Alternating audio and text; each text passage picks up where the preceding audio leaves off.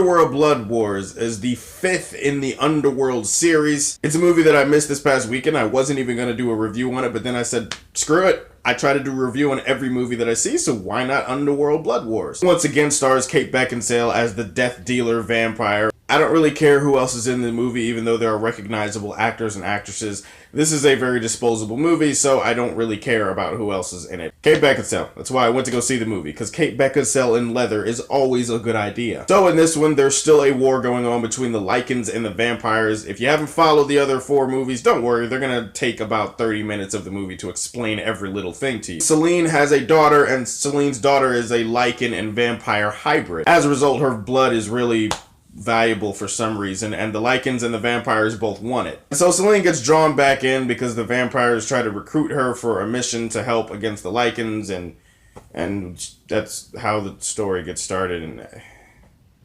who cares, honestly. You know, maybe Hidden Figures lured me into a false sense of security, but movies like this is the January that I remember and hate.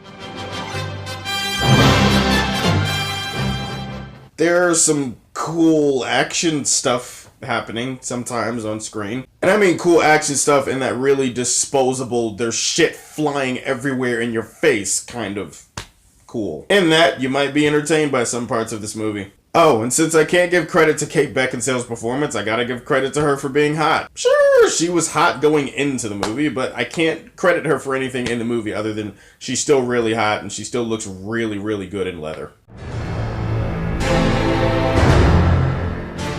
I feel like there comes a certain point in a movie where you have to try to make characters this boring. The characters in this movie are Edward Cullen, we're vegetarian vampires who sparkle in the daylight type of boring. Every character and every actor here looks like they don't even want to be here. They're just sleepwalking through the whole thing. Kate Beckinsale, she pretty much struts around in leather and collects a paycheck for the entire movie. That's it. That's all she does. And hey, they got the same generic boring dude from the Divergent series, and now he gets to play a generic boring dude who's a vampire in Underworld. Hey, that's proof that dreams do come true on some level.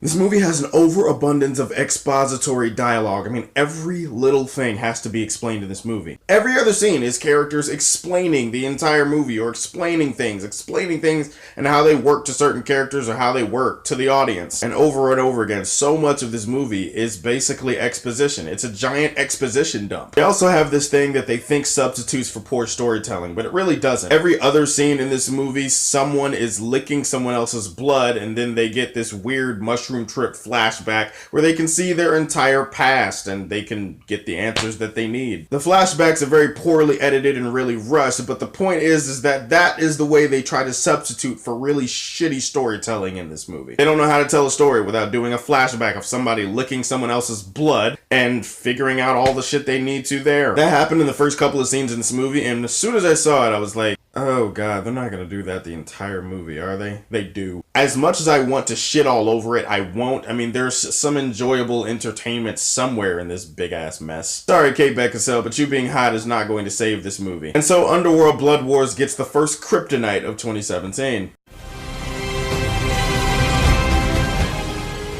On some level, I should have expected this to be bad. So Underworld Blood Wars, I'm not going to ask you what your favorite Underworld movie is. I'm going to ask you what your favorite vampire action thriller of all time is. You can go Blade, you can go Underworld, you can go something else. What is your favorite vampire thriller of all time? Let me know down below. If you like what you see, tell me how you feel, and stay tuned to hear more from the Man of Steel.